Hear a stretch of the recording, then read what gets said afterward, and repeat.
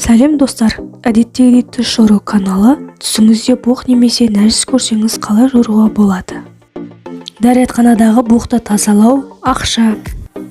Көп боқ, жан күйзеліс немесе жеке проблема.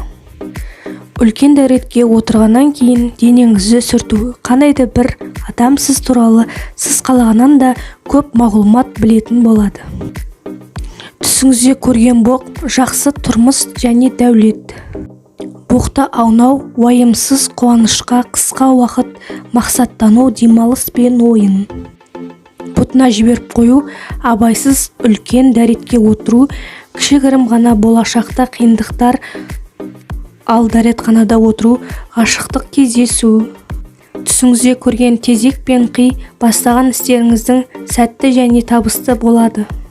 Жалпы өрілген боқ, табысқа қарыз адамдар қарыздарын қайтарады, жаңа табыс пайда болады.